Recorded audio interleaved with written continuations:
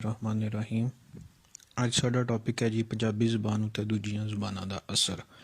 ਇਹਦੇ 'ਚ ਸਭ ਤੋਂ ਇੰਪੋਰਟੈਂਟ ਸੀ ਪੰਜਾਬੀ ਜ਼ੁਬਾਨ ਉੱਤੇ ਯੂਨਾਨੀ ਜ਼ੁਬਾਨ ਦਾ ਅਸਰ। ਉਹ ਅਸੀਂ ਪੜ੍ਹ ਚੁੱਕੇ ਹਾਂ। ਜ਼ਿਆਦਾਤਰ ਸਵਾਲ ਵੀ ਇਹੀ ਹੁੰਦਾ ਹੈ ਕਿ ਪੰਜਾਬੀ ਉੱਤੇ ਯੂਨਾਨੀ ਜ਼ੁਬਾਨ ਦਾ ਅਸਰ ਬਿਆਨ ਕਰੋ। ਅਲਬੱਤਾ ਕਦੀ ਕਦੀ ਸਵਾਲ ਪੁੱਛ ਲੈਂਦਾ ਕਿ ਪੰਜਾਬੀ ਅਤੇ ਦੂਜੀਆਂ ਜ਼ੁਬਾਨਾਂ ਦਾ ਅਸਰ ਬਿਆਨ ਕਰੋ। ਜਦੋਂ ਸਵਾਲ ਆ ਜੇ ਦੂਜੀਆਂ ਜ਼ੁਬਾਨਾਂ ਦਾ ਅਸਰ, ਫਿਰ ਅਸੀਂ ਉਹਦੇ 'ਚ ਯੂਨਾਨੀ ਵੀ ਦੱਸਣੀ ਹੈ, ਉਹਦੇ 'ਚ ਸੰਸਕ੍ਰਿਤ ਵੀ ਦੱਸਣੀ ਹੈ, ਫਾਰਸੀ ਵੀ ਦੱਸਣੀ ਹੈ, ਅਰਬੀ ਵੀ ਦੱਸਣੀ ਹੈ, ਤੁਰਕੀ ਵੀ ਦੱਸਣੀ ਹੈ, ਉਰਦੂ ਵੀ ਦੱਸਣੀ ਅਤੇ ਅੰਗਰੇਜ਼ੀ ਵੀ ਦੱਸਣੀ। ਇਹ 7-8 ਜ਼ੁਬਾਨਾਂ ਦਾ ਅਸੀਂ ਜ਼ਿਕਰ ਕਰਾਂਗੇ। ਫਿਰ ਉਹ ਜਿਹੜਾ ਯੂਨਾਨੀ ਵਾਲਾ ਟੌਪਿਕ ਸੀ ਅਸੀਂ ਉਹਨੂੰ ਇੰਤਹਾਈ ਮੁਖਤਸਰ ਕਰ ਦਾਂਗੇ, 1-1.5 ਸਫ਼ਾ ਲਿਖਾਂਗੇ। ਉਸ ਤੋਂ ਬਾਅਦ ਅਸੀਂ ਸੰਸਕ੍ਰਿਤ 'ਤੇ ਆ ਜਾਵਾਂਗੇ ਅਤੇ ਅੱਜ ਇਹੀ ਅਸੀਂ ਪੜ੍ਹਾਂਗੇ ਕਿ ਪੰਜਾਬੀ ਜ਼ੁਬਾਨ 'ਤੇ ਸੰਸਕ੍ਰਿਤ ਦਾ ਅਤੇ ਬਾਕੀ ਜ਼ੁਬਾਨਾਂ ਦਾ ਕੀ ਅਸਰ ਹੈ। ਸੰਸਕ੍ਰਿਤ ਦੇ ਮਾਨੀ ਨੇ ਖਾਲਿਸ, ਮੁਕੰਮਲ ਅਤੇ ਮੁਕੱਦਸ। ਸਰ ਵਿਲੀਅਮ ਜੋਨਸ ਨੇ ਤਾਂ ਇਹਨੂੰ ਸ਼ਸਤ ਜ਼ੁਬਾਨ ਵੀ ਆਖਿਆ, ਯਾਨੀ ਇੰਤਹਾਈ ਸ਼ਾਇਸਤਾ ਜ਼ੁਬਾਨ।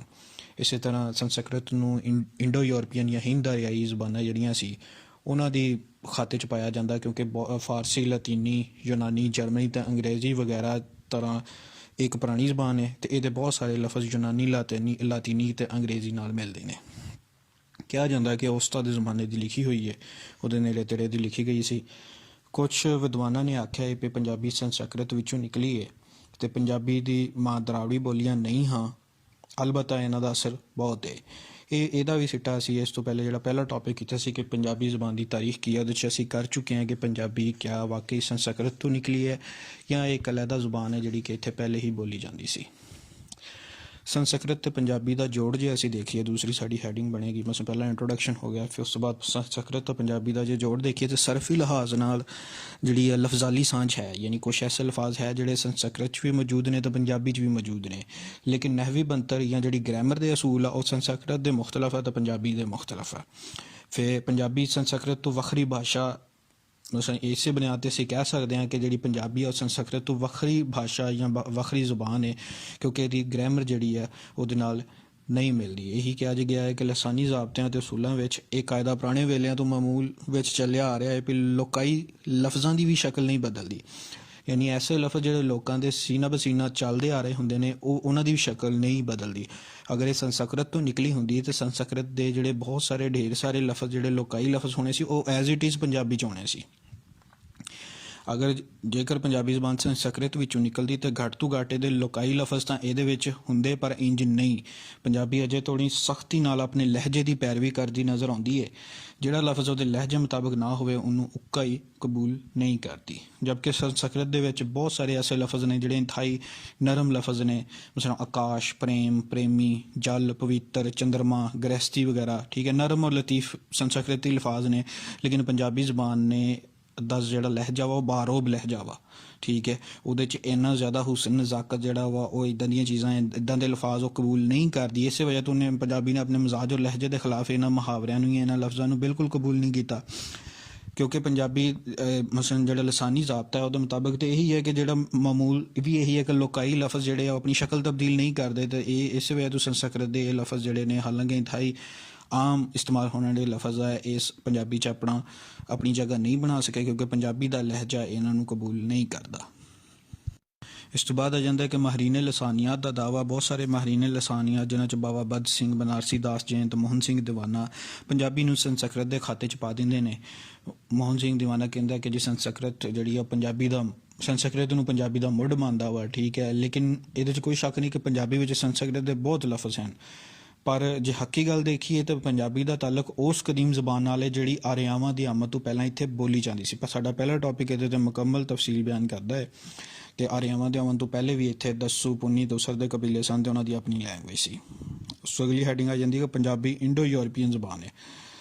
ਮਸਲਨ ਜਿਹੜਾ ਵਾ ਕਿ ਪੰਜਾਬੀ ਨੂੰ ਇੰਡੋ ਯੂਰਪੀਅਨ ਖਾਨਵਾਦੇ ਵਿੱਚ ਕਿਉਂ ਸ਼ੁਮਾਰ ਕੀਤਾ ਜਾਂਦਾ, ਇਹਦੀ ਵਜ੍ਹਾ ਹੈ ਕਿ ਆਰਿਆਵਾਂ ਦੇ ਆਉਣ ਤੋਂ ਪਹਿਲਾਂ ਵੀ ਅਫਗਾਨਿਸਤਾਨ ਅਤੇ ਪੰਜਾਬ ਵਿੱਚ ਲੋਕ ਦਰਾਵੜੀ ਖਾਨਦਾਨ ਦੀਆਂ ਜ਼ਬਾਨਾਂ ਬੋਲਦੇ ਸਨ, ਜਿਨ੍ਹਾਂ ਵਿੱਚੋਂ ਇੱਕ ਬਰਾਹਵੀ ਨਾਂ ਦੀ ਜ਼ਬਾਨ ਅਜੇ ਤੀਕਰ ਬਲੋਚਿਸਤਾਨ ਵਿੱਚ ਮੌਜੂਦ ਹੈ। ਇਹਦੇ ਆਲੇ ਦੁਆਲੇ ਪਸ਼ਤੋ, ਬਲੋਚੀ, ਸਿੰਧੀ ਅਤੇ ਪੰਜਾਬੀ ਜ਼ਬਾਨਾਂ ਬੋਲੀਆਂ ਜਾਂਦੀਆਂ ਨੇ ਜਿਹੜੀਆਂ ਇੰਡੋ ਯੂਰਪੀਅਨ ਖਾਨਵਾਦੇ ਨਾਲ ਸੰਬੰਧ ਰੱਖਦੀਆਂ ਨੇ। ਹੜੱਪਾ ਦੀ ਮਕਾਮੀ ਇਲਮੀ ਤਹਿਜ਼ੀਬ। ਫਿਰ ਜਿਹੜੇ ਸਾਨੂੰ ਖੰਡਰਾਤ ਮਿਲੇ ਨੇ ਹੜੱਪਾ ਦੇ, ਉਹਦੇ ਤੋਂ ਪਤਾ ਚੱਲਿਆ ਹੈ ਕਿ ਆਰਿਆਵਾਂ ਦੇ ਆਉਣ ਤੋਂ ਪਹਿਲੇ ਇੱਥੇ ਮਕਾਮੀ ਤਹਿਜ਼ੀਬ ਪੂਰੇ ਆਪਣਾ ਜਿਹੜਾ ਨਾ ਜੋਬਨ 'ਤੇ ਸੀਗੀ। ਠੀਕ ਹੈ, ਜਿਹਦੀ ਇੱਕ ਪੂਰੀ ਇਲਮੀ ਹੈਸੀਅਤ ਵੀ ਸੀ। ਹੜੱਪਾ ਯੂਨੀਵਰਸਿਟੀ ਤੋਂ ਦੇ ਥੋ ਪਤਿਆਂ ਤੋਂ, ਯਾਨੀ ਜੋ ਉੱਥੋਂ ਲਿਖਤਾਂ ਮਿਲੀਆਂ ਨੇ ਉਹ ਇੱਕ ਤਹਿਜ਼ੀਬ ਦੀ ਇਲਮੀ ਵਡਿਆਈ ਦਾ ਮੂੰਹ ਬੋਲਦਾ ਸਬੂਤ ਨੇ। ਤੇ ਇਸ ਪੁਰਾਣੀ ਤਹਿਜ਼ੀਬ ਉੱਤੇ ਆਰਿਆਵਾਂ ਨੇ ਛਾਪਾ ਮਾਰਿਆ, ਕਿਉਂਕਿ ਜਦੋਂ ਆਰਿਆਵਾਂ ਦੀਆਂ ਲਿਖਤਾਂ 'ਚ ਮੌਜੂਦ ਹੈ ਕਿ ਹੜੱਪਾ ਦੇ ਵਿੱਚ ਕੋਈ 4 ਤੋਂ 5 ਕਬੀਲੇ ਜਿਹੜੇ ਮੁਖਤਲਿਫ ਕਬੀਲੇ ਉਸ ਟਾਈਮ ਵਸ ਰਹੇ ਸਨ।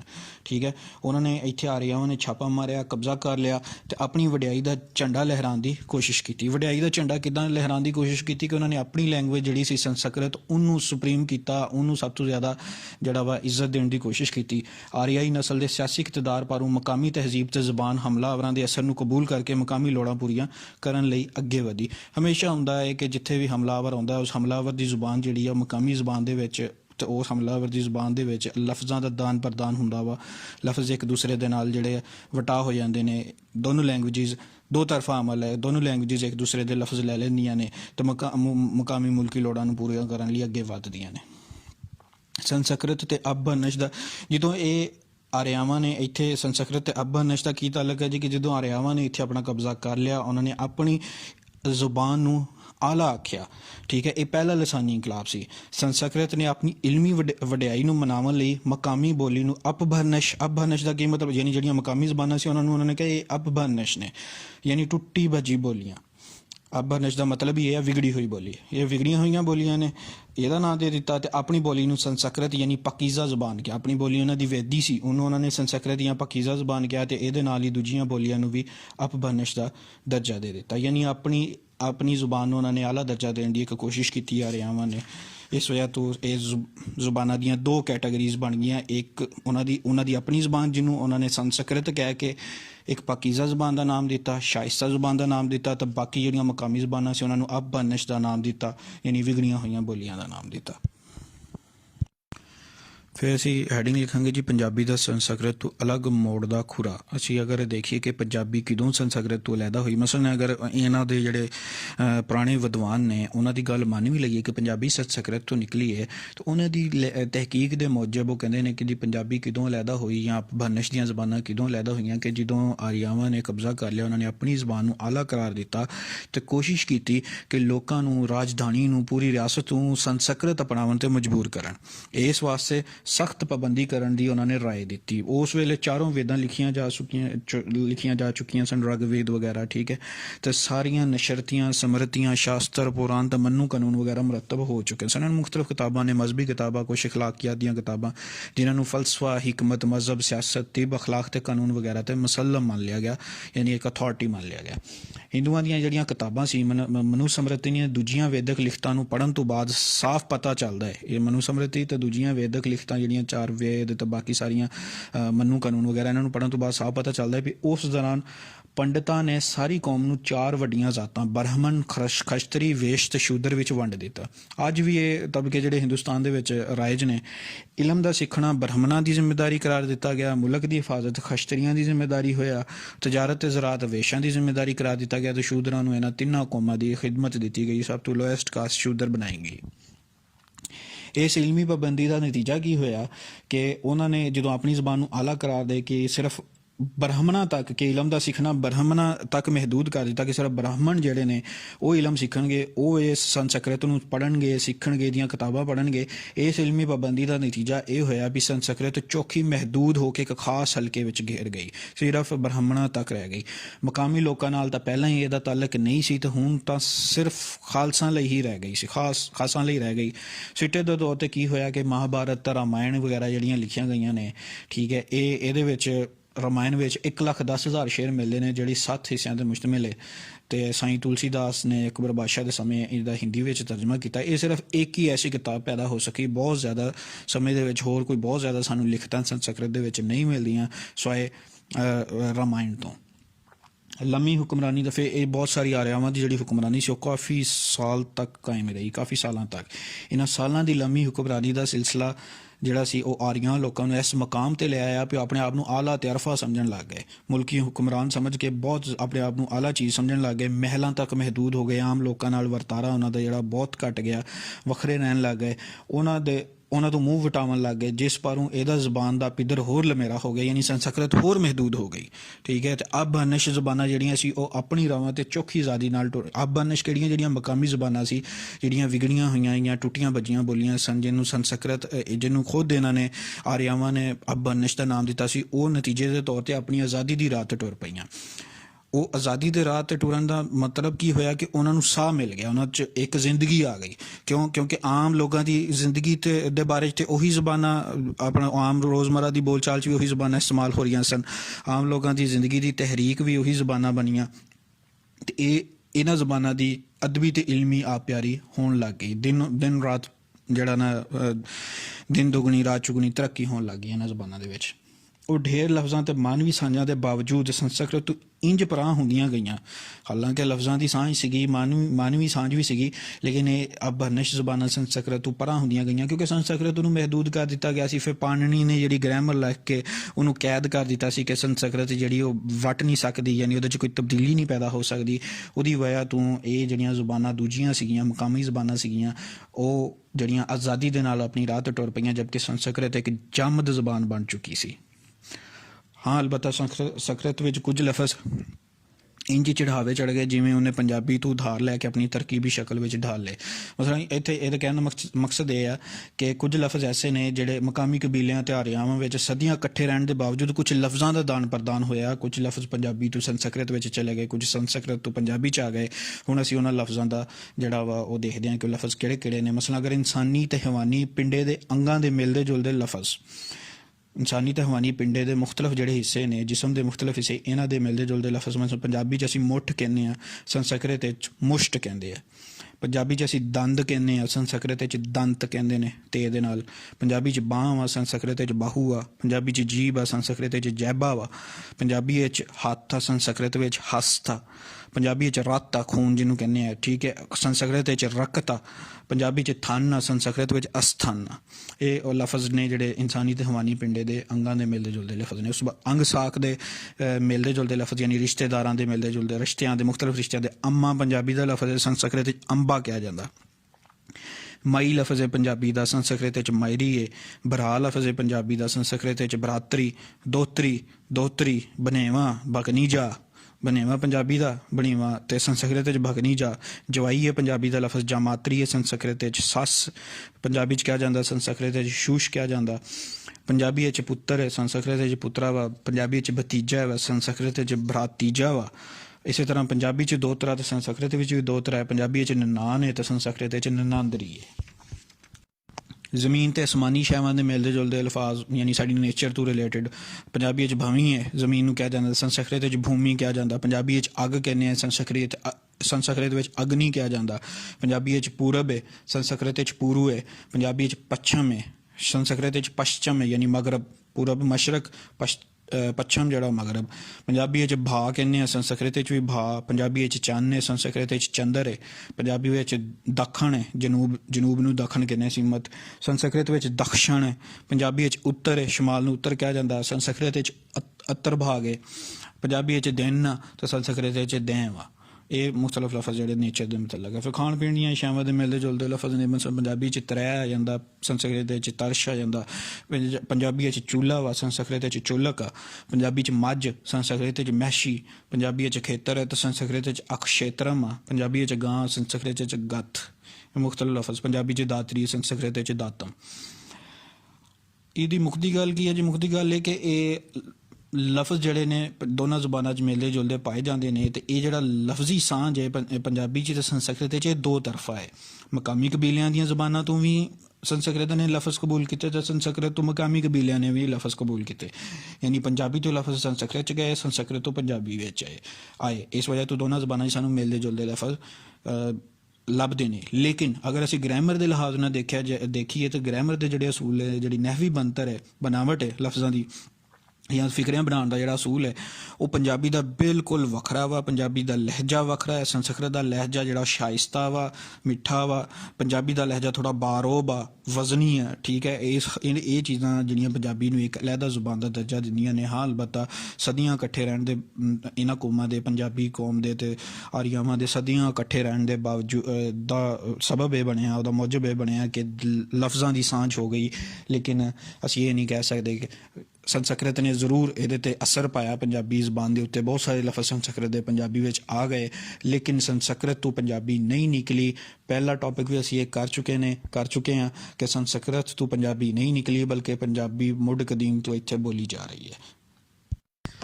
ਹੁਣ ਅਸੀਂ ਦੇਖਦੇ ਹਾਂ ਜੀ ਕਿ ਅਰਬੀ ਜ਼ਬਾਨ ਨੇ ਪੰਜਾਬੀ 'ਤੇ ਕੀ ਅਸਰ ਪਾਏ ਨੇ। ਸਭ ਤੋਂ ਪਹਿਲੇ ਅਸੀਂ ਮੁਹੰਮਦ ਬਿਨ ਕਾਸਮ ਤੋਂ ਆਮ ਤੌਰ 'ਤੇ ਗੱਲ ਸ਼ੁਰੂ ਕੀਤੀ ਜਾਂਦੀ ਹੈ, ਲੇਕਿਨ ਅਸੀਂ ਇਸ ਤੋਂ ਪਹਿਲੇ ਲਿਖ ਸਕਦੇ ਨੇ ਮੁਹੰਮਦ ਬਿਨ ਕਾਸਮ ਤੋਂ ਪਹਿਲਾਂ ਦਾ ਅਰਸਾ। ਮੁਹੰਮਦ ਬਿਨ ਕਾਸਮ ਤੋਂ ਪਹਿਲਾਂ ਵੀ ਕਈ ਬਜ਼ੁਰਗ ਜਿਹੜੇ ਸੀਗੇ ਉਹ ਇਸ ਇਲਾਕੇ 'ਚ ਬਰੇ ਸਗੀਰ ਵਿੱਚ ਆਏ, ਉਹਨਾਂ ਨੇ ਤਬਲੀਗ ਕੀਤੀ। ਕੁਝ ਤਜਾਰਤ ਦੇ ਹਵਾਲੇ ਦੇ ਨਾਲ ਵੀ ਲੋਕ ਆਉਂਦੇ ਸਨ। ਇਸ ਵਜ੍ਹਾ ਤੋਂ ਮਕਾਮੀ ਲੋਕ ਜਿਹੜੇ ਸਨ ਉਹ ਅਰਬੀ ਦੇ ਨਾਲ ਥੋੜ੍ਹੀ ਬਹੁਤ ਵਾਕਫੀਅਤ ਰੱਖਦੇ ਸਨ। ਇਸੇ ਤਰ੍ਹਾਂ ਜਿਹੜੇ ਅਰਬ ਆਉਂਦੇ ਸਨ ਉਹ ਵੀ ਮਕਾਮੀ ਜ਼ਬਾਨ ਤੋਂ ਥੋੜ੍ਹੀ ਬਹੁਤ ਵਾਕਫੀਅਤ ਰੱਖਦੇ ਸਨ, ਯਾਨੀ ਜ਼ੁਬਾਨਾਂ ਦੀ ਵਾਕਫੀਅਤ ਪਹਿਲੇ ਤੋਂ ਮੌਜੂਦ ਸੀਗੀ। ਫਿਰ ਜਦੋਂ ਮੁਹੰਮਦ ਬਿਨ ਕਾਸਮ ਨੇ ਹਮਲਾ ਕੀਤਾ 712 ਵਿੱਚ ਰਾਜਾ ਦਾਹਰ ਨੂੰ ਸ਼ਿਕਸਤ ਦਿੱਤੀ ਦੇਬਲ 'ਤੇ, ਉਸ ਤੋਂ ਬਾਅਦ ਬਾਕਾਇਦਾ ਮੁਲਤਾਨ ਦੇ ਵਿੱਚ ਆਪਣਾ ਗਵਰਨਰ ਅਪਾਇੰਟ ਕੀਤਾ, ਅਤੇ ਉਹਦੀ ਵਜ੍ਹਾ ਨਾਲ ਜਿਹੜਾ ਨਾ ਇੱਥੇ ਉਹ ਅਸੀਂ ਪੜ੍ਹ ਚੁੱਕੇ ਹਾਂ ਪਹਿਲੇ ਵੀ ਕਿ ਸੰਸਕ੍ਰਿਤ ਦੇ ਵਿੱਚ ਮਨੂ ਸਮਰਿਤੀ ਦੇ ਵੇਲੇ ਹੀ ਜਿਹੜਾ ਵਾ 4 ਕਾਸਟਸ ਬਣ ਚੁੱਕੀਆਂ ਸਨ, ਜਿਹਦੇ 'ਚੋਂ ਸਭ ਤੋਂ ਲੋਅਰ ਕਾਸਟ ਸ਼ੂਦਰ ਹੈ। ਫਿਰ ਉਸ ਤੋਂ ਥੋੜ੍ਹਾ ਜਿਹਾ ਉੱਪਰ ਜਿਹੜੀ ਵੇਸ਼ ਆ ਜਾਂਦੀ ਹੈ, ਜਿਹੜਾ ਕਾਰੋਬਾਰੀ ਤਬਕਾ ਆ ਜਾਂਦਾ ਕੰਮਕਾਰ ਕਰਨ ਵਾਲਾ, ਫਿਰ ਖਸ਼ਤਰੀ ਅਤੇ ਫਿਰ ਬ੍ਰਾਹਮਣ ਸਭ ਤੋਂ ਆਲਾ ਕਾਸਟ। ਇਹ ਜਿਹੜਾ ਤਬਕਾਤੀ ਨਿਜ਼ਾਮ ਸੀ ਇਹ ਵੀ ਇਸ ਚੀਜ਼ ਦਾ ਮੌਜਬ ਬਣਿਆ ਕਿ ਇਸਲਾਮ ਦੇ ਵਿੱਚ ਜਿਹੜੀ ਟੋਲਰੈਂਸ, ਇਕੁਐਲਿਟੀ, ਬਰਾਬਰੀ ਹੈ, ਜਿਹੜੀ ਇਸਲਾਮ ਦਾ ਬਰਾਬਰੀ ਦਾ ਜਿਹੜਾ ਤਸੱਵਰ ਹੈ ਉਹਨੇ ਬਹੁਤ ਮੁਤਾਸਰ ਕੀਤਾ ਲੋਕਾਂ ਨੂੰ, ਔਰ ਲੋਕਾਂ ਨੇ ਫਿਰ ਮੁਹੰਮਦ ਬਿਨ ਕਾਸਮ ਦੇ ਅਖਲਾਕ ਨੇ, ਉਹਦੇ ਓਵਰਆਲ ਕਵਾਨੀਨ ਨੇ ਮੁਤਾਸਰ ਕੀਤਾ, ਹਕੂਮਤੀ ਨਿਜ਼ਾਮ ਨੇ ਮੁਤਾਸਰ ਕੀਤਾ, ਅਤੇ ਲੋਕਾਂ ਇਸਲਾਮ ਕਬੂਲ ਕੀਤਾ, ਧੜਾ ਇਸਲਾਮ ਕਬੂਲ ਕੀਤਾ। ਮੁਹੰਮਦ ਬਿਨ ਕਾਸਮ ਦੇ ਹਮਲੇ ਦੇ ਅਸਰਾਤ ਜੇ ਦੇਖੇ ਜਾਣ ਤੇ ਆਲਮਾ ਮੁਹੰਮਦ ਬਿਨ ਕਾਸਮ ਦੇ ਨਾਲ ਬਹੁਤ ਸਾਰੇ ਆਲਮ ਵੀ ਹਟਾਏ ਸਨ। ਹਮੇਸ਼ਾ ਜਿਹੜੇ ਮੁਸਲਮਾਨ ਹੁਕਮਰਾਨ ਸਨ ਉਹ ਤਬਲੀਗੀਆਂ ਨੂੰ ਜਿਹੜਾ ਸੀਗਾ ਇੱਕ ਉਹਨਾਂ ਦੀ ਪੈਟਰੋਨੇਜ ਕਰਦੇ ਸਨ, ਉਹਨਾਂ ਦੀ ਸਰਪ੍ਰਸਤੀ ਕਰਦੇ ਸਨ।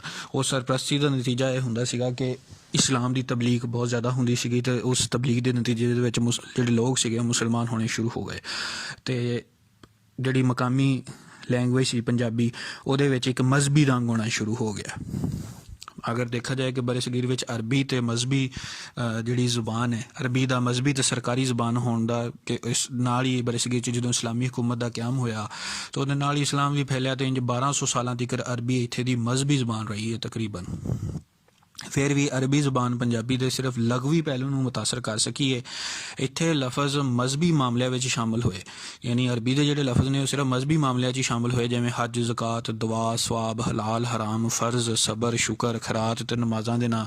ਸਲਾਤ ਦੀ ਥਾਂ ਸੰਸਕ੍ਰਿਤ ਦਾ ਲਫ਼ਜ਼ ਨਮਾਜ਼ ਹੀ ਇਸਤੇਮਾਲ ਹੁੰਦਾ ਹੈ, ਜਿਹਦੇ ਮਾਨੀ ਝੁਕਣਾ ਅਤੇ ਖਾਮ ਹੋਣਾ ਸੀ, ਜਦਕਿ ਸਲਾਤ ਜਿਹੜਾ ਉਹ ਇੱਕ ਅਰਬੀ ਜ਼ੁਬਾਨ ਦਾ ਲਫ਼ਜ਼ ਹੈ। ਅਤੇ ਬਾਕੀ ਜਿਹੜਾ ਆਮ ਰੋਜ਼ਮਰਾ ਦੀ ਬੋਲਚਾਲ ਦੇ ਵਿੱਚ ਅਰਬੀ ਦੇ ਲਫ਼ਜ਼ ਜ਼ਿਆਦਾ ਜਿਹੜੇ ਨੇ ਉਹ ਨਹੀਂ ਚੱਲ ਸਕੇ, ਨਹੀਂ ਜ਼ਿਆਦਾਤਰ ਇਸ ਜ਼ਬਾਨ ਦਾ ਹਿੱਸਾ ਬਣ ਸਕੇ, ਸਿਰਫ ਮਜ਼ਹਬੀ ਮਾਮਲਿਆਂ ਦੀ ਹੱਦ ਤੱਕ ਅਰਬੀ ਜ਼ਬਾਨ ਨੇ ਅਸਰ ਪਾਇਆ। ਹੁਣ ਅਸੀਂ ਦੇਖਦੇ ਹਾਂ ਕਿ ਪੰਜਾਬੀ ਵਿੱਚ ਅਰਬੀ ਲਫ਼ਜ਼ਾਂ ਦੀਆਂ 3 ਸ਼ਕਲਾਂ ਮਿਲਦੀਆਂ ਨੇ ਸਾਨੂੰ। ਅਗਰ ਇਹ ਲਫ਼ਜ਼ੀ ਸਾਂਝ ਦਾ ਵੇਰਵਾ ਕੀਤਾ ਜਾਏ ਤੇ ਇਹਦੀਆਂ 3 ਸ਼ਕਲਾਂ ਮਿਲਦੀਆਂ ਨੇ।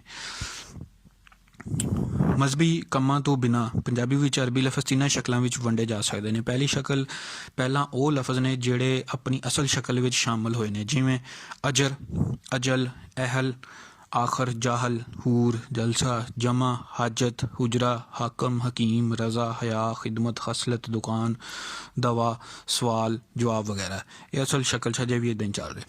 ਦੂਜੀ ਸੂਰਤ ਵਿੱਚ ਉਹ ਲਫ਼ਜ਼ ਆਉਂਦੇ ਨੇ ਜਿਹੜੇ ਲੋਕਾਈ ਲਫ਼ਜ਼ ਦੇ ਲਹਿਜੇ ਦੀ ਵਜ੍ਹਾ ਨਾਲ ਬਦਲ ਗਏ ਨੇ, ਯਾਨੀ ਆਮ ਲੋਕਾਂ ਦੇ ਲਹਿਜੇ ਦੀ ਵਜ੍ਹਾ ਤੋਂ ਉਹ ਬਦਲ ਗਏ ਨੇ। ਮਸਲਨ ਅਰਬੀ ਦਾ ਲਫ਼ਜ਼ ਹੈ ਤਰਾਵੀ, ਪੰਜਾਬੀ 'ਚ ਉਹ ਬਦਲ ਕੇ ਤਰਾਬੀ ਬਣ ਗਿਆ। ਜ਼ਲੀਬਾ ਜਲੇਬੀ ਬਣ ਗਿਆ। ਗੈਨ ਦੇ ਨਾਲ ਗਰੀਬ ਜਿਹੜਾ ਉਹ ਗਾਫ ਦੇ ਨਾਲ ਗਰੀਬ ਬਣ ਗਿਆ। ਤਸਬੀ ਤੋਂ ਤਸਬੀ ਬਣ ਗਿਆ। ਗੁੜ ਤੋਂ ਗੱਚਕ ਬਣ ਗਿਆ, ਯਾਨੀ ਮੁਖਤਲਿਫ ਥੋੜ੍ਹਾ ਬਹੁਤ ਇਹਦੇ 'ਚ ਤਬਦੀਲੀ ਆ ਗਈ। ਤੀਜੇ ਉਹ ਲਫ਼ਜ਼ ਨੇ ਜਿਹੜੇ ਬੇਇਲਮੀ ਦੀ ਵਜ੍ਹਾ ਪਾਰੋਂ ਗਲਤ ਸਮਝ ਲਏ ਗਏ, ਜਿਵੇਂ ਅਰਬੀ ਦਾ ਲਫ਼ਜ਼ ਹੈ ਸ਼ੋਹਦਾ। ਸ਼ੋਹਦਾ ਦਾ ਮਤਲਬ ਹੁੰਦਾ ਗਵਾਹ, ਲੇਕਿਨ ਪੰਜਾਬੀ 'ਚ ਸ਼ੋਹਦੇ ਨੂੰ ਤੋਂ ਮੁਰਾਦ ਗਰੀਬ, ਭੁੱਖਾ, ਬੇਚਾਰਾ, ਗੁੰਡਾ ਇਹ ਲਿਆ ਜਾਂਦਾ, ਯਾਨੀ ਬੇਇਲਮੀ ਦੀ ਪਾਰੋਂ ਇਹਨਾਂ ਦਾ ਮਤਲਬ ਗਲਤ ਹੈ। ਇਸੇ ਤਰ੍ਹਾਂ ਅਰਬੀ ਦਾ ਲਫ਼ਜ਼ ਮੁਜਾਵਰ, ਉਹਦਾ ਮਤਲਬ ਹੈ ਗਵਾਂਢੀ, ਲੇਕਿਨ ਪੰਜਾਬੀ ਦੇ ਵਿੱਚ ਇਹਦਾ ਮਤਲਬ ਲਿਆ ਜਾਂਦਾ ਮਸਜਿਦ ਜਾਂ ਖਾਨਕਾਹ ਦਾ ਰਖਵਾਲਾ। ਇਸੇ ਤਰ੍ਹਾਂ ਅਰਬੀ ਦਾ ਲਫ਼ਜ਼ ਗਰੀਬ ਜਿਹੜਾ ਵਾ ਉਹਦਾ ਮਤਲਬ ਹੈ ਮੁਸਾਫਰ, ਲੇਕਿਨ ਪੰਜਾਬੀ ਦੇ ਵਿੱਚ ਗਰੀਬ ਬੇਸਰੋ ਸਮਾਨ ਨੂੰ ਕਿਹਾ ਜਾਂਦਾ ਵਾ। ਅਰਬੀ ਦਾ ਲਫ਼ਜ਼ ਜਾਲ ਜਿਹੜਾ ਵਾ ਉਹਦਾ ਮਤਲਬ ਹੈ ਬਣਾਉਣਾ, ਲੇਕਿਨ ਪੰਜਾਬੀ ਦੇ ਵਿੱਚ ਜਾਲ ਦਾ ਮਤਲਬ ਖੋਟਾ ਜਾਂ ਨਕਲੀ ਲੈ ਲਿਆ ਜਾਂਦਾ। ਇਸੇ ਤਰ੍ਹਾਂ ਅਰਬੀ ਦਾ ਲਫ਼ਜ਼ ਜਿਹੜਾ ਖਸਮ ਆ ਉਹਦਾ ਮਤਲਬ ਹੈ ਬਿਲ ਮੁਕਾਬਲ ਮਾਲਕ ਜਾਂ ਆਕਾ, ਲੇਕਿਨ ਪੰਜਾਬੀ ਵਿੱਚ ਤੁਹਾਨੂੰ ਪਤਾ ਹੀ ਆ ਖਸਮ ਕਿਸ ਮਾਇਨੇ 'ਚ ਇਸਤੇਮਾਲ ਹੁੰਦਾ। ਇਸ ਤੋਂ ਇਲਾਵਾ ਅਸੀਂ ਇਹਦੇ ਵਿੱਚ ਜਿਹੜਾ ਅਸੀਂ ਯੂਨਾਨੀ ਜ਼ੁਬਾਨ ਦਾ ਟੌਪਿਕ ਪੜ੍ਹਿਆ ਸੀ ਉਹ ਵੀ ਲਿਖ ਸਕਦੇ ਹਾਂ ਕਿ ਅਰਬੀ ਇੱਕ ਕੈਰੀਅਰ ਦੇ ਤੌਰ 'ਤੇ ਵੀ ਇਸਤੇਮਾਲ ਹੋਈ ਹੈ। ਅਰਬੀ ਜ਼ੁਬਾਨ ਜਿਹੜੀ ਆ ਉਹਨੇ ਦੂਜੀ ਜ਼ੁਬਾਨਾਂ ਨੂੰ, ਮਸਲਨ ਜਿਹੜੀ ਯੂਨਾਨੀ ਜ਼ੁਬਾਨ ਦੇ ਲਫ਼ਜ਼ ਵੀ ਸਾਡੇ ਤੱਕ ਅਪਣਾਏ ਨੇ। ਇਸ ਹਵਾਲੇ ਨਾਲ ਵੀ ਅਰਬੀ ਦੀ ਪੰਜਾਬੀ 'ਚ ਕੰਟਰੀਬਿਊਸ਼ਨ ਹੈਗੀ ਹੈ। ਹੁਣ ਅਸੀਂ ਦੇਖਦੇ ਹਾਂ ਜੀ ਕਿ ਪੰਜਾਬੀ ਉੱਤੇ ਫਾਰਸੀ ਜ਼ੁਬਾਨ ਦੇ ਕੀ ਅਸਰਾਤ ਹੋਏ। ਸਭ ਤੋਂ ਪਹਿਲੇ ਸਾਨੂੰ ਥੋੜ੍ਹਾ ਜਿਹਾ ਲਾਹੌਰ ਦਾ ਜੂਗਰਾਫੀਆ ਦੇਖਣਾ ਪੈਣਾ, ਇਹਦੇ ਆਲੇ ਦੁਆਲੇ ਦੀ ਜ਼ੁਬਾਨ ਦਾ ਜਾਇਜ਼ਾ ਲੈਣਾ ਪਏਗਾ ਕਿ ਤਾਰੀਖ ਸਾਨੂੰ ਦੱਸਦੀ ਹੈ ਵੀ ਪੰਜਾਬ ਦੀ ਜੂਗਰਾਫੀਆਈ ਹੱਦਬੰਦੀ ਜਿਹੜੀ ਆ ਹਮੇਸ਼ਾ ਵੱਧਦੀ ਘਟਦੀ ਰਹੀ ਹੈ।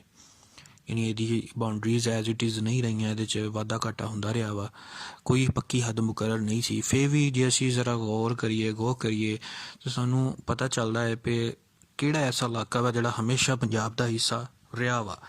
ਲਾਹੌਰ ਦਾ ਸ਼ਹਿਰ ਅਤੇ ਉਹਦੇ ਆਲੇ ਦੁਆਲੇ ਦਾ ਜਿਹੜਾ ਇਲਾਕਾ ਵਾ ਇਹ ਹਮੇਸ਼ਾ ਤੋਂ ਹੀ ਪੰਜਾਬ ਦਾ ਹਿੱਸਾ ਮੰਨਿਆ ਜਾਂਦਾ ਰਿਹਾ ਵਾ ਅਤੇ ਇਸੇ ਇਲਾਕੇ ਨੂੰ ਮੁੱਢ ਕਦੀਮ ਤੋਂ ਸਪਤ ਸੰਧੂ ਦਾ ਨਾਂ ਦਿੱਤਾ ਗਿਆ ਸੀ। ਲੇਕਿਨ ਕੁਝ ਸ਼ੋਖੇ ਤਜ਼ਕਰਾ ਲਿਖਣ ਵਾਲੇ ਲਾਹੌਰ ਨੂੰ ਤਾਰੀਖੀ ਤੌਰ 'ਤੇ ਰਾਮਚੰਦਰ ਦੇ ਪੁੱਤਰ ਲਹੂ ਦਾ ਵਸਾਇਆ ਹੋਇਆ ਸ਼ਹਿਰ ਮੰਨਦੇ ਨੇ। ਜੇਕਰ ਇਹ ਉਹਦਾ ਵਸਾਇਆ ਹੋਇਆ ਹੁੰਦਾ ਤੇ ਇਹਦੀ ਜ਼ੁਬਾਨ ਵੀ ਸੰਸਕ੍ਰਿਤ ਹੁੰਦੀ। ਰਾਮਚੰਦਰ ਤੇ ਸੰਸਕ੍ਰਿਤ ਬੋਲਣ ਵਾਲਾ ਸੀ, ਉਹਦਾ ਪੁੱਤ ਲਹੂ ਵੀ ਸੰਸਕ੍ਰਿਤ ਬੋਲਣ ਵਾਲਾ ਸੀ। ਅਗਰ ਇਹ ਉਹਦਾ ਵਸਾਇਆ ਹੁੰਦਾ ਤੇ ਫਿਰ ਇਹਦੀ ਜ਼ੁਬਾਨ ਵੀ ਸੰਸਕ੍ਰਿਤ ਹੁੰਦੀ, ਲੇਕਿਨ ਇਹਦੀ ਜ਼ੁਬਾਨ ਕਦੀ ਵੀ ਸੰਸਕ੍ਰਿਤ ਨਹੀਂ ਰਹੀ। ਅਬੂ ਅਲ ਫਜ਼ਲ ਨੇ ਜਿਹੜੀ ਆਪਣੇ ਸਮੇਂ ਵਿੱਚ ਲਸਾਨੀ ਫਹਿਰਿਸਤ ਮੁਰਤਬ ਕੀਤੀ ਹੈ ਉਸ ਵਿੱਚ ਪੰਜਾਬੀ ਨੂੰ ਲਾਹੌਰੀ ਆਖਦੇ ਨੇ, ਇਹ ਠੀਕ ਲੱਗਦਾ ਹੈ। ਲਾਹੌਰ ਵਿੱਚ ਮੁਸਲਮਾਨਾਂ ਦੀ ਆਮਦ ਜੇ ਦੇਖੀ ਜਾਏ ਤਾਂ ਸਭ ਤੋਂ ਪਹਿਲਾਂ ਸ਼ੇਖ ਇਸਮਾਈਲ ਬੁਖਾਰੀ ਰਹਿਮਤੁल्लाह अलैह 1004 ਈਸਵੀ ਵਿੱਚ ਲਾਹੌਰ ਤਸ਼ਰੀਫ ਲਿਆਏ ਅਤੇ ਉਹਨਾਂ ਨੇ ਹਜ਼ਾਰਾਂ ਹਿੰਦੂਆਂ ਨੂੰ ਮੁਸਲਮਾਨ ਕੀਤਾ। ਫਿਰ ਸੁਲਤਾਨ ਮਹਿਮੂਦ ਗਜ਼ਨਵੀ ਦਾ ਭਤਰੀਆ ਜਿਹੜਾ ਸੀ, ਉਹਦਾ ਭਤੀਜਾ ਮਸੂਦ ਸਾਦ ਗਾਜ਼ੀ ਇੱਕ ਮੁਸਲਮਾਨ ਸਿਪਾਹੀ ਸੀ ਅਤੇ ਉਹ ਫੌਜੀਆਂ ਦਾ ਰੂਹਾਨੀ ਸਰਪ੍ਰਸਤ ਵੀ ਬਣ ਗਿਆ ਸੀ। ਉਹਨੇ ਵੀ ਅਸਰ ਪਾਇਆ ਇੱਥੇ। ਇਹਨਾਂ ਦੇ ਹਾਲਾਤ ਤੋਂ ਪਤਾ ਚੱਲਦਾ ਹੈ ਕਿ ਗਜ਼ਨਵੀਆਂ ਦੇ ਦੌਰ ਵਿੱਚ ਸ਼ਮਾਲ ਮਗਰਬੀ ਹਿੰਦੁਸਤਾਨ ਦੀ ਤਾਰੀਖ ਦੇ 170 ਸਾਲਾਂ ਵਿੱਚ ਮੁਸਲਮਾਨ ਇੱਕ ਵਸੀਹ ਇਲਾਕੇ ਵਿੱਚ ਫੈਲ ਚੁੱਕੇ ਸਨ। ਜਦੋਂ ਗਜ਼ਨਵੀਆਂ ਨੇ ਇੱਥੇ ਹਮਲੇ ਕਰਨੇ ਸ਼ੁਰੂ ਕੀਤੇ ਅਤੇ ਉਸ ਤੋਂ ਬਾਅਦ ਤਕਰੀਬਨ 170 ਸਾਲ ਦਾ ਜਿਹੜਾ ਯਾਨੀ ਸ਼ਹਾਬੂਦੀਨ ਗੌਰੀ ਤੱਕ ਦਾ ਜਿਹੜਾ ਟੈਨਿਓਰ ਹੈ ਗਜ਼ਨਵੀਆਂ ਤੋਂ ਲੈ ਕੇ ਗੌਰੀ ਜਾਂ ਕੁਤਬੁੱਦੀਨ ਐਬਕ ਤੱਕ ਦਾ, ਉਹਦੇ ਵਿੱਚ ਇੱਥੇ ਹਮਲੇ ਕੀਤੇ ਗਏ। ਕਿਤੇ ਨਾ ਕਿਤੇ ਕੋਈ ਆਪਣਾ ਗਵਰਨਰ ਵੀ ਅਪੁਆਇੰਟ ਕੀਤਾ ਗਿਆ, ਆ ਜਾਂਦੇ ਸੀ ਚਲੇ ਜਾਂਦੇ ਸੀ। ਇਹਦਾ ਅਸਰ ਜ਼ਰੂਰ ਹੋਇਆ। ਇਹ 170 ਸਾਲ ਤੱਕ ਇਸ ਵਸੀਹ ਇਲਾਕੇ ਦੇ ਵਿੱਚ ਅਸਰ ਆਪਣਾ ਕੀਤਾ। ਇੰਝ ਪਹਿਲੋਂ ਅਰਬੀ ਬੋਲਣ ਇਸ ਤੋਂ ਪਹਿਲੇ ਦੇਖਿਆ ਜਾਏ ਤਾਂ 300 ਸਾਲ ਯਾਨੀ ਮੁਹੰਮਦ ਬਿਨ ਕਾਸਮ ਤੋਂ ਲੈ ਕੇ 712 ਤੋਂ ਲੈ ਕੇ ਅਤੇ 1000 ਈਸਵੀ ਤੱਕ ਤਕਰੀਬਨ ਜਿਹੜਾ ਮੁਹੰਮਦ ਬਿਨ ਕਾਸਮ ਦੇ ਆਉਣ ਤੋਂ ਬਾਅਦ ਜਿਹੜੇ ਉਮਵੀ ਅਤੇ ਬਾਅਦ 'ਚੋਂ ਅਬਾਸੀ ਗਵਰਨਰ ਜਿਹੜੇ ਇੱਥੇ ਅਪੁਆਇੰਟ ਰਹੇ, ਖਿਲਾਫਤਾਂ ਖਤਮ ਹੋ ਜਾਂਦੀਆਂ ਰਹੀਆਂ, ਗਵਰਨਰਸ਼ਿਪਾਂ ਕਦੀ ਫਿਰ ਦੁਬਾਰਾ ਕਬਜ਼ਾ ਹੋ ਜਾਂਦਾ ਸੀ, ਮੁਖਤਲਿਫ ਹਾਲਾਤ ਰਹੇ ਨੇ, ਲੇਕਿਨ ਅਸਰ ਜ਼ਰੂਰ ਰਿਹਾ ਵਾ। ਇਸ ਇਲਾਕੇ ਨੂੰ ਜਿਹਨੂੰ ਅਸੀਂ ਅੱਜ ਪਾਕਿਸਤਾਨ ਆਖਦੇ ਹਾਂ, ਅਸੀਂ ਉਹਦੀ ਗੱਲ ਕਰ ਰਹੇ ਹਾਂ। ਅਰਬੀ ਫਾਰਸੀ ਤੋਂ ਤੁਰਕੀ ਬੋਲਣ ਵਾਲੇ ਹੁਕਮਰਾਨਾਂ ਦੇ ਇੱਥੇ ਅਸਰਾਤ ਜ਼ਰੂਰ ਆਏ ਨੇ। ਅਗਲੇ 170 ਸਾਲਾਂ ਵਿੱਚ ਯਾਨੀ ਉਹ ਜਿਹੜਾ ਪਹਿਲਾ 300 ਸਾਲ ਦਾ ਅਰਸਾ ਵਾ ਜਿਹੜਾ ਅਰਬੀਆਂ ਦਾ ਵਾ, ਉਹਦੇ ਤੋਂ ਅਗਲੇ 70 ਸਾਲਾਂ ਦੇ ਵਿੱਚ ਇਸ ਇਲਾਕੇ ਤੋਂ ਇਲਾਵਾ ਦਿੱਲੀ ਤੀਕਰ ਫਾਰਸੀ ਅਤੇ ਤੁਰਕੀ ਬੋਲਣ ਵਾਲੇ ਹੁਕਮਰਾਨਾਂ ਨੇ ਬਹੁਤ ਅਸਰਾਤ ਛੱਡੇ। ਫਿਰ ਅਖੀਰਲੇ ਦੌਰ ਵਿੱਚ ਗਜ਼ਨਵੀ ਹੁਕਮਰਾਨ ਖਸਰੂ ਖਾਨ ਨੇ ਖਸਰੂ ਮੁਲਕ 1152 ਤੋਂ ਲੈ ਕੇ 1186 ਤੱਕ ਲਾਹੌਰ ਨੂੰ ਪਾਇਆ ਤਖਤ ਬਣਾਇਆ, ਲਾਹੌਰ ਨੂੰ ਦਾਰੁਲ ਹਕੂਮਤ ਬਣਾ ਲਿਆ। ਉਹਦੀ ਵਜ੍ਹਾ ਨਾਲ ਪੰਜਾਬੀ ਵਿੱਚ ਫਾਰਸੀ ਦੇ ਸਿਰਫ ਲਫ਼ਜ਼ ਹੀ ਸ਼ਾਮਲ ਨਹੀਂ ਹੋਏ, ਸਗੋਂ ਇਸ ਤੋਂ ਪਿੱਛੋਂ ਫਾਰਸੀ ਰਸਮੁਲ ਖਤ ਵੀ ਇਖਤਿਆਰ ਕਰ ਗਿਆ। ਯਾਨੀ ਜਿਹੜੀ ਅਸੀਂ ਪੰਜਾਬੀ ਲਿਖਦੇ ਹਾਂ ਉਹ ਬਿਲਕੁਲ ਫਾਰਸੀ ਰਸਮੁਲ ਖਤ ਦੇ ਮੁਤਾਬਿਕ ਜਿੱਦਾਂ ਉਰਦੂ ਲਿਖੀ ਜਾਂਦੀ ਹੈ ਉਸੇ ਤਰ੍ਹਾਂ ਯਾਨੀ ਰਾਈਟ ਟੂ ਲੈਫਟ ਲਿਖੀ ਜਾਂਦੀ ਆ। ਔਰ ਇਹ ਫਾਰਸੀ ਰਸਮੁਲ ਖਤ ਇਹ ਫਾਰਸੀ ਜ਼ੁਬਾਨ ਦਾ ਹੀ ਅਸਰ ਹੋਇਆ ਵਾ। ਫਾਰਸੀ ਤੋਂ ਆਉਣ ਵਾਲੇ ਅਗਰ ਲਫ਼ਜ਼ਾਂ ਦਾ ਨਮੂਨਾ ਦੇਖੀਏ ਤੇ ਗੁਲਾਬ, ਨਰਗਸ, ਅਮਰੂਦ, ਨਾਸ਼ਪਾਤੀ, ਅਨਾਰ, ਪਿਸਤਾ, ਬਦਾਮ, ਦੇਗ, ਦੇਗਚਾ, ਸ਼ਲਵਾਰ, ਕੁਰਤਾ, ਜਰਾਬ, ਬਾਜੀ, ਤੰਗ, ਸ਼ਰਮ, ਆਮਦਨੀ, ਬੇਵਕੂਫ, ਸੱਤ, ਮੇਵਾ, ਦੰਗਲ, ਖੁਸ਼, ਰਕਾਬੀ, ਅਫਸੋਸ, ਨੌਕਰ, ਜ਼ਿੰਦਗੀ, ਜ਼ਿੰਦਾ, ਬੰਦਾ, ਸ਼ਰਬਤ, ਜੋਸ਼, ਚਾਦਰ, ਦੁਸ਼ਮਨ, ਦਵਾ, ਪਜਾਮਾ। ਇਸੇ ਤਰ੍ਹਾਂ ਜਿਹੜਾ ਫਾਰਸੀ ਦਾ ਲਫ਼ਜ਼ ਲਹਾਫ ਹੈ ਪੰਜਾਬੀ 'ਚ ਲੈਫ, ਫਾਰਸੀ ਦਾ ਲਫ਼ਜ਼ ਗਜ਼ਕ ਪੰਜਾਬੀ 'ਚ ਗੱਚਕ ਬਣ ਗਿਆ, ਫਾਰਸੀ ਦਾ ਲਫ਼ਜ਼ ਰਜ਼ਾਈ ਪੰਜਾਬੀ 'ਚ ਰਜਾਈ ਬਣ ਗਿਆ, ਫਾਰਸੀ ਦਾ ਲਫ਼ਜ਼ ਚੁੱਗਾ ਪੰਜਾਬੀ 'ਚ ਜੁੱਗਾ ਬਣ ਗਿਆ, ਖਵਾਜਾ ਜਿਹੜਾ ਖੋਜਾ ਬਣ ਗਿਆ। ਇਸੇ ਤਰ੍ਹਾਂ ਸ਼ਾਬਾਸ਼ ਵਗੈਰਾ ਇਹ ਮੁਖਤਲਿਫ ਲਫਾਜ਼ ਜਿਹੜੇ ਨੇ ਇਹ ਸਾਡੇ ਫਾਰਸੀ ਤੋਂ ਪੰਜਾਬੀ ਵਿੱਚ ਆਏ ਨੇ। ਹੁਣ ਅਸੀਂ ਦੇਖਦੇ ਹਾਂ ਜੀ ਕਿ ਪੰਜਾਬੀ ਉੱਤੇ ਪਸ਼ਤੋ ਅਤੇ ਤੁਰਕੀ ਜ਼ੁਬਾਨਾਂ ਦੇ ਕੀ ਅਸਰਾਤ ਹੋਏ। ਜਦੋਂ ਗਜ਼ਨੀ ਹੁਕਮਰਾਨਾਂ ਨੇ ਪੰਜਾਬ ਉੱਤੇ ਕਬਜ਼ਾ ਕੀਤਾ, ਉਸ ਤੋਂ ਬਾਅਦ ਗੌਰੀ ਹੁਕਮਰਾਨ ਆਏ ਅਤੇ ਇਹਨਾਂ ਦੀਆਂ ਫੌਜਾਂ ਦੇ ਵਿੱਚ ਮੁਖਤਲਿਫ ਜ਼ੁਬਾਨਾਂ ਬੋਲਣ ਵਾਲੇ ਲੋਕ ਸ਼ਾਮਲ ਸਨ, ਜਿਨ੍ਹਾਂ 'ਚ ਪਸ਼ਤੋ ਵੀ ਬੋਲਦੇ ਸੀ ਲੋਕ, ਤੁਰਕੀ ਜ਼ੁਬਾਨ ਵੀ ਬੋਲਦੇ ਸੀ, ਫਾਰਸੀ ਵੀ ਬੋਲਦੇ ਸੀ। ਅਤੇ ਜ਼ਾਹਰ ਹੈ ਕਿ ਉਹਨਾਂ ਜ਼ੁਬਾਨਾਂ ਨੇ ਇੱਥੇ ਦੇ ਮਕਾਮੀ ਲੋਕਾਂ ਦੀ ਜ਼ੁਬਾਨ 'ਤੇ ਅਸਰ ਜ਼ਰੂਰ ਕੀਤਾ। ਇਹ ਐਸਾ ਅਸਰ ਹੋਇਆ ਕਿ ਇੱਕ ਮੁੱਖ ਹੋ ਕੇ ਲਫ਼ਜ਼ ਪੰਜਾਬੀ ਦਾ ਹੱਡ ਹਿੱਸਾ ਬਣ ਗਏ ਅਤੇ ਅਜੇ ਤੀਕਰ ਇਹਦੇ ਮੱਥੇ ਦਾ ਸਿਹਰਾ ਨੇ। ਪਸ਼ਤੋ ਤੋਂ ਆਉਣ ਵਾਲੇ ਲਫ਼ਜ਼ ਜੇ ਉਹ ਦੇਖੇ ਜਾਣ ਤੇ ਅਦਲ ਬਦਲ, ਪਲੰਗ, ਤੜਾਕ, ਤੈਸ ਨੈਸ, ਖਰਚ, ਖੈਰ ਖਬਰ, ਦਸਤਰਖਵਾਨ, ਹੱਲਾ, ਪਰਦਾ, ਖਚਰਾ, ਖਸਮ, ਚਾਕੂ, ਅਫੀਮ ਵਗੈਰਾ ਇਹ ਪਸ਼ਤੂ ਤੋਂ ਆਏ ਨੇ।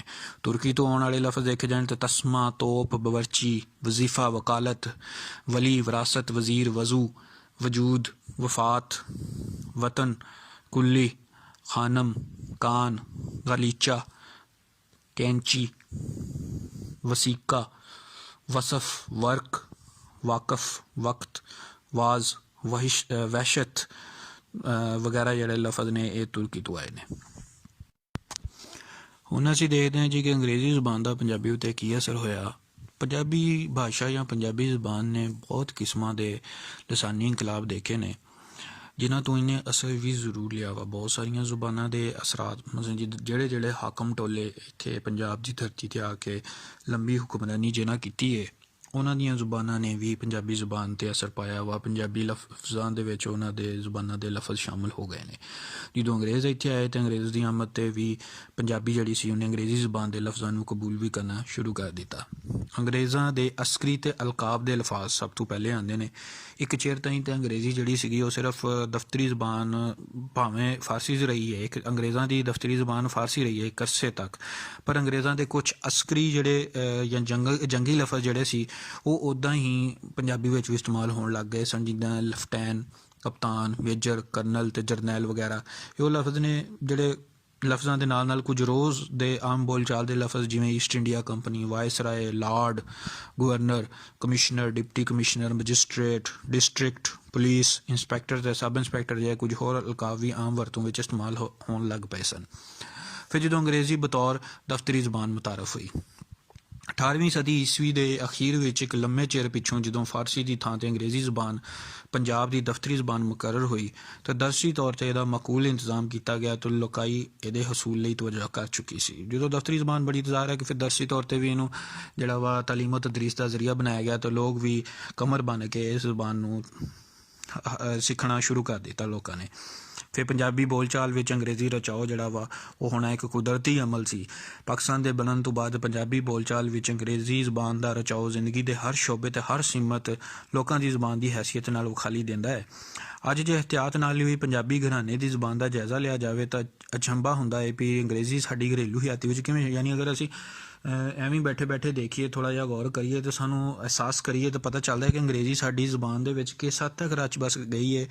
ਇਹ ਨਾ ਮੁੱਕਣ ਹੋਣ ਵਾਲਾ ਸਿਲਸਿਲਾ ਹਾਊਸ ਨੰਬਰ ਤੋਂ ਸ਼ੁਰੂ ਹੁੰਦਾ ਹੈ ਤੇ ਡੋਰ ਤੇ ਰੂਮ ਤੋਂ ਹੁੰਦਾ ਹੋਇਆ mummy, daddy, father, mother, father in law, brother, sister, brother in law, office, hospital, court, railway station, bus stand, cinema ਜਾਂ hotel, school, college, university, health centre ਤੇ ਨਰਸਿੰਗ ਰੂਮ ਤੱਕ ਤਿੱਕਰ ਪਿੱਛਾ ਨਹੀਂ ਛੱਡਦਾ।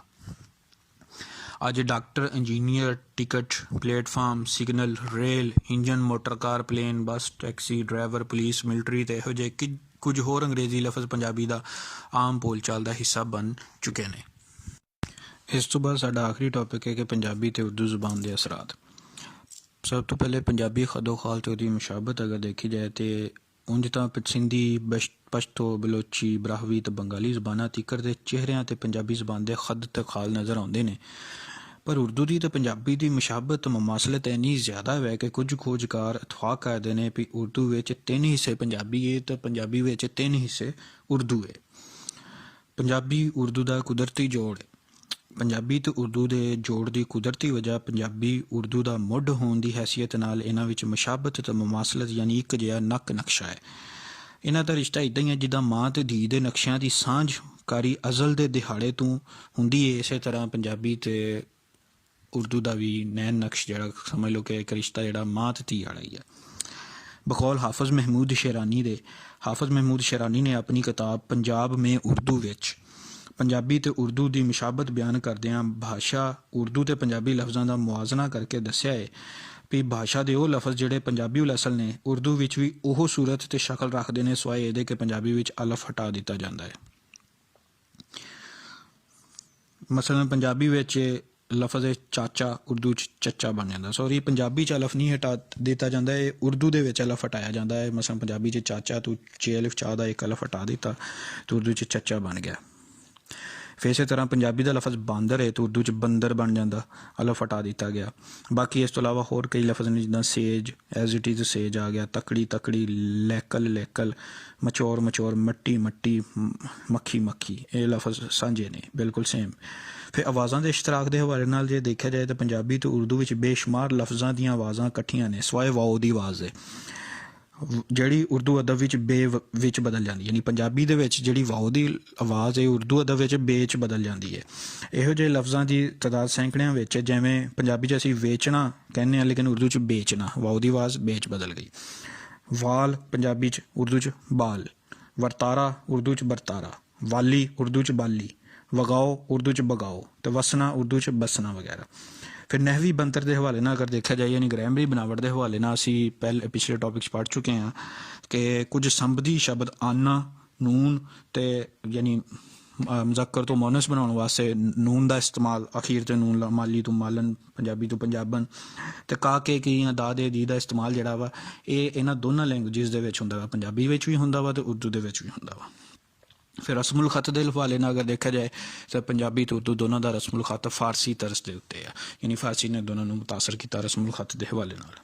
ਮੁੱਕਦੀ ਗੱਲ ਸਾਡੀ ਇਸ ਓਵਰਆਲ ਟੌਪਿਕ ਦੀ ਕੀ ਹੈ ਜੀ, ਕਿ ਮੁਖਤਲਿਫ ਜ਼ਬਾਨਾਂ ਜਿਵੇਂ ਦਰਾਵੜੀ ਹੋ ਗਈ, ਸੰਸਕ੍ਰਿਤ ਹੋ ਗਈ, ਆਰੀਆਈ ਹੋ ਗਈ, ਯੂਨਾਨੀ ਹੋ ਗਈ, ਅੰਗਰੇਜ਼ੀ ਹੋ ਗਈ, ਫਾਰਸੀ, ਅਰਬੀ, ਤੁਰਕੀ, ਪਸ਼ਤੋ ਅਤੇ ਉਰਦੂ ਦੇ ਲਫ਼ਜ਼ਾਂ ਦਾ ਇਹ ਮਿਲਾਪ ਲੋਕਾਂ ਦੇ ਕੁਦਰਤੀ ਮਿਲਾਪ ਦਾ ਨਤੀਜਾ ਸੀ, ਯਾਨੀ ਇਹਨਾਂ ਕੌਮਾਂ ਦੇ ਲੋਕ ਆਪਸ ਮਿਲਦੇ ਸੀ, ਇਸ ਵਜ੍ਹਾ ਤੋਂ ਇਹ ਲਫ਼ਜ਼ਾਂ ਦਾ ਮਿਲਾਪ ਹੋਇਆ, ਜਿਹੜਾ ਆਰਿਆਵਾਂ ਦੀ ਆਮਦ ਤੋਂ ਲੈ ਕੇ ਅੰਗਰੇਜ਼ਾਂ ਦੀ ਆਮਦ ਤੀਕਰ 2500 ਸਾਲ ਤੀਕਰ ਫੈਲਿਆ ਹੋਇਆ ਹੈ। ਇਹਨਾਂ ਸਾਰੀਆਂ ਜ਼ਬਾਨਾਂ ਦੇ ਮਿਲਾਪ ਦੇ ਨਾਲ ਇਹ ਜ਼ਬਾਨ ਦਿੱਲੀ ਤੋਂ ਲੈ ਕੇ ਖੈਰਪੁਰ ਸਿੰਧ ਅਤੇ ਪਸ਼ਾਵਰ ਤੋਂ ਜੰਮੂ ਸ੍ਰੀਨਗਰ ਤੀਕਰ ਦੀ ਪੰਜਾਬੀ ਜ਼ਬਾਨ ਹੈ। ਇਹਦੇ ਮਕਾਮੀ ਤੌਰ 'ਤੇ ਭਾਵੇਂ ਕਈ ਨਾ ਹੋਵਣ, ਪਰ ਅਦਬੀ ਤੌਰ 'ਤੇ ਇੱਕ ਟਕਸਾਲੀ ਜ਼ਬਾਨ ਬਣ ਚੁੱਕੀ ਹੈ ਅਤੇ ਸਾਰੇ ਕਲਾਸਿਕੀ ਸ਼ਾਇਰਾਂ ਨੇ ਇਹ ਟਕਸਾਲੀ ਜ਼ਬਾਨ ਵਰਤੀ ਹੈ, ਜਿਹੜੀ ਪੰਜਾਬੀ ਜ਼ਬਾਨ ਹੈ, ਜਿਹਦੇ ਲੀੜੇ ਤੀੜੇ ਦੇ ਨਕਸ਼ਾਂ ਵਿੱਚੋਂ ਰੰਗ ਰੰਗ ਦੀਆਂ ਜ਼ਬਾਨਾਂ ਦੇ ਫੁੱਲ ਬੂਟੇ ਬਣੇ ਹੋਏ ਨੇ।